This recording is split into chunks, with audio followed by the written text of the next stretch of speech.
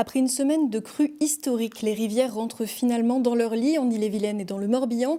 Opération de nettoyage, expertise d'assureurs, la Bretagne pense ses plaies après les inondations. La Bretagne, au lendemain de la catastrophe, c'est notre focus de ce lundi 3 février. Bonjour à toutes, bonjour à tous et bienvenue dans votre rendez-vous d'actualité bretonne.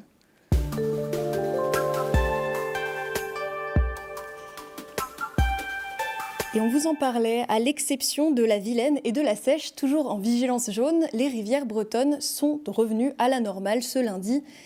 À Rennes, après la décrue, l'heure est au nettoyage, au tri et à l'évacuation des eaux restantes.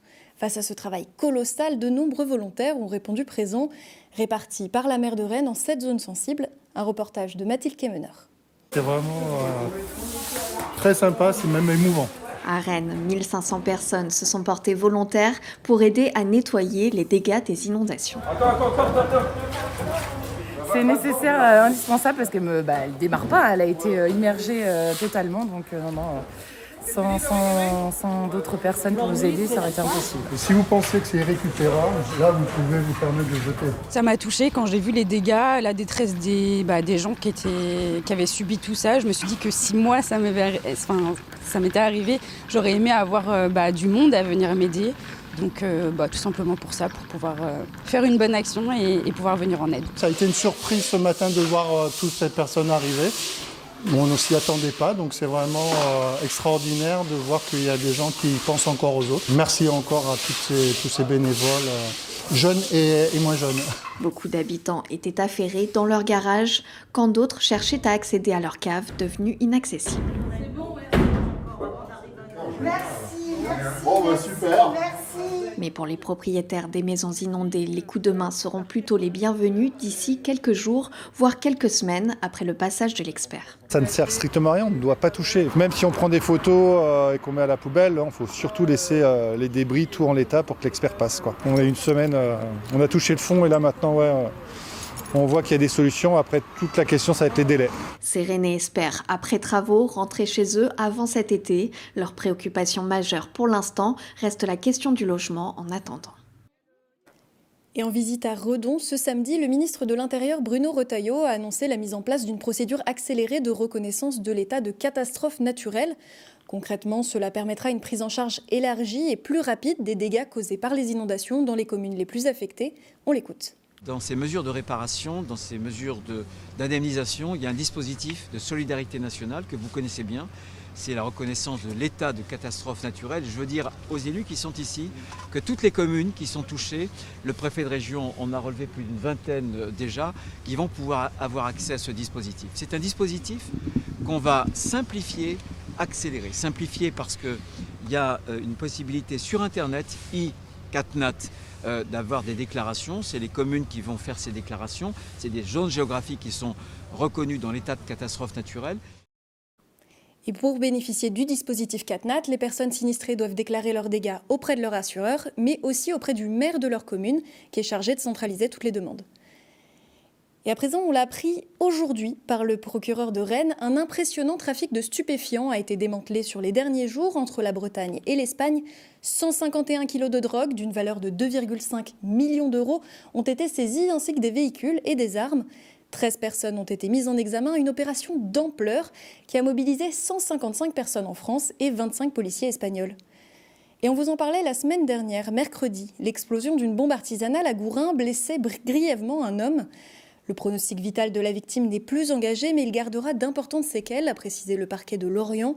Un proche voisin a été mis en examen et placé en détention provisoire dans le cadre de l'enquête pour tentative d'assassinat.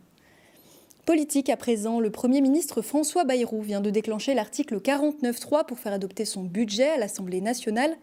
Un budget déjà négocié vendredi dernier en commission mixte paritaire par le Sénat et l'Assemblée et qui vise à faire redescendre le déficit public de 6 à 5,4 milliards d'euros. Parmi les économies annoncées, 100 millions d'euros rognés à la commission sport pour cette année post-olympique. Une économie particulièrement critiquée alors qu'en parallèle, les faits JO amènent de nouveaux pratiquants.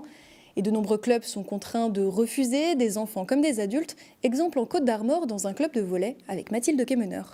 C'est un crève-cœur de devoir refuser des enfants, de devoir refuser des gens qui ont envie de pratiquer l'activité. Il y a une vingtaine d'enfants sur le premier terrain pour les tout petits. A priori, sur un terrain, il y a 12 personnes. Allez, vas-y! Attache pas tes mains trop vite. Valentin Brouk, entraîneur de section Saint-Brieuc volley.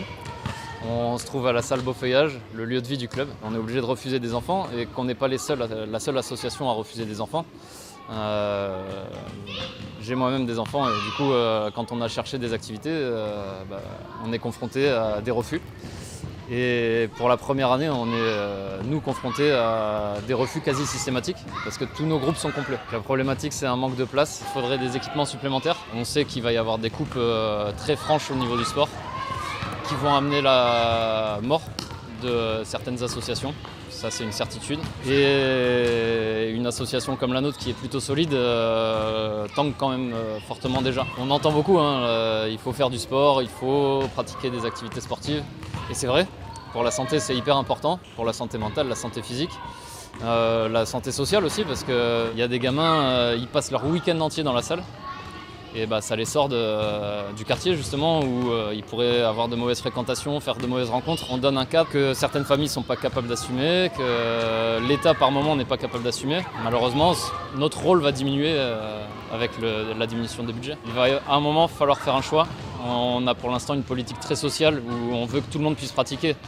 Donc on a des prix qui sont relativement bas. La réalité, c'est qu'à un moment, il va falloir qu'on augmente nos prix. On risque d'être confronté à une sélection par un minimum de niveau financier. On a des familles, on sait que tout est calculé au centime près. Et peut-être que l'enfant, du coup, devra arrêter de faire du sport.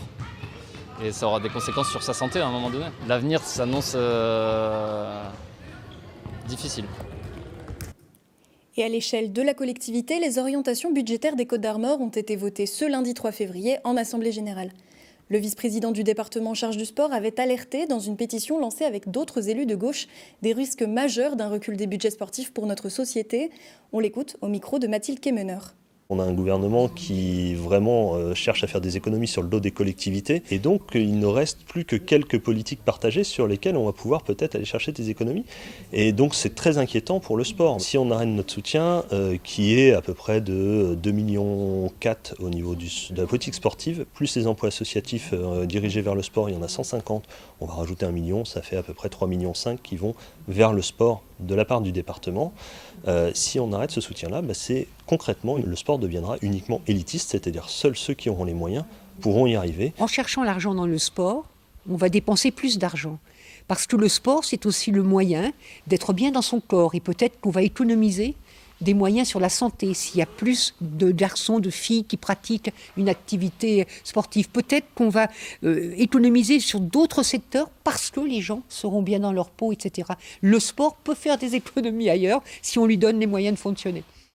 Et ce week-end, plus d'1 millier de personnes ont manifesté à Guingamp pour réclamer l'accès aux soins pour tous. Point d'orgue de la journée, le collectif devait présenter des cahiers de doléances rassemblant 1800 témoignages recueillis dans le pays de Guingamp.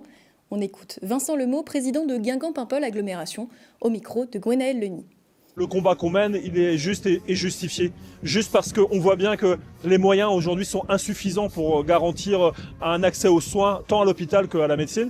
Et il est justifié parce qu'on a des situations criantes dans nos communes et les cahiers de doléances qu'on a lancés, nous les élus, en septembre dernier, qui a été repris après avec le comité de défense, démontre bien que nous avons raison. Il faut vraiment que le préfet accepte de voir la situation. Et je pense qu'il a compris effectivement qu'il y avait un problème d'accès aux soins sur notre territoire et qu'il comprenne aussi que l'agence régionale de santé n'était pas à notre écoute.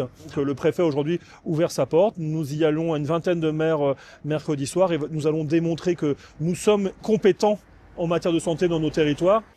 Et enfin, des efforts pour une société plus inclusive. La déléguée interministérielle à l'accessibilité, Isabelle Sora, s'est rendue ce vendredi au futur théâtre Max Jacob à Quimper. Le bâtiment, qui a fêté l'an dernier ses 120 ans, doit subir d'importants travaux pour permettre l'accès à tous les publics. Elle a rappelé à cette occasion l'existence du FTA, un fonds territorial qui prévoit une prise en charge de 50% des travaux d'accessibilité des bâtiments, notamment pour les petits commerces et les hôtels. On l'écoute au micro de Christophe Boucher. Ça peut être modifier la lumière, ça peut être avoir des étalages plus espacés pour que les gens puissent se déplacer plus facilement, ou surbaisser pour que les personnes de petite taille ne soient pas montées sur les pointe des pieds pour essayer de parler à quelqu'un. Donc je pense que c'est aussi une question de conception de notre société, où on n'a pas une société qui était très inclusive quand même au départ, mais les efforts qui sont faits en matière d'école inclusive, d'emploi, fait que petit à petit, peut-être pas assez vite, mais j'espère qu'on va y arriver. Et on connaissait les chiens, les chats ou même les serpents comme animaux de compagnie. Mais pour finir ce journal, on vous raconte la belle amitié entre un jeune homme et une vache à Sainte-Sève, dans le Finistère. Pour ses 14 ans, Quentin Roland a reçu une génisse pour son anniversaire. 3 ans plus tard, leur complicité est toujours intacte et Tia s'apprête à accueillir un heureux événement. Étienne Lanuzel est allé à leur rencontre. Et tes potes au lycée, ils en disent quoi? Ils trouvent ça stylé. C'est original. Il y a 3 ans, Quentin a reçu un beau cadeau pour son anniversaire, Tia, une vache jersiaise. J'étais surtout choqué et pris par l'émotion parce que on était allé à la base pour une visite, pour un roto, et il m'avait dit voilà, c'est ça, bon anniversaire, et il m'avait montré les génisses et il fallait que j'en choisisse une. Il est mordu de ça, mais depuis toujours. Hein. C'est un super cadeau. Aujourd'hui, c'est un vrai lien de complicité qui unit Quentin et Tia, lui qui la promenait souvent près de chez lui à Sainte-Sève. Elle regarde que Quentin, il n'y en a que pour lui. Il y a vraiment un attachement. Moi, si je prends le licol et que je vais marcher avec, je pense pas qu'elle vienne avec moi. Elle bougera pas avec moi. Elle ne suit que Quentin. Ou si c'est moi qui ai le licol et Quentin reste derrière, elle bougera plus. C'est très mignon. Et la famille s'apprête à s'agrandir puisque Tia doit mettre bas dans les prochains jours un petit veau que Quentin pense appeler Aya. Et c'est la fin de cette édition. Merci à toutes et à tous de l'avoir suivi. On vous retrouve demain à la même heure pour plus d'actualités bretonnes. Et en attendant, bonne soirée à tous.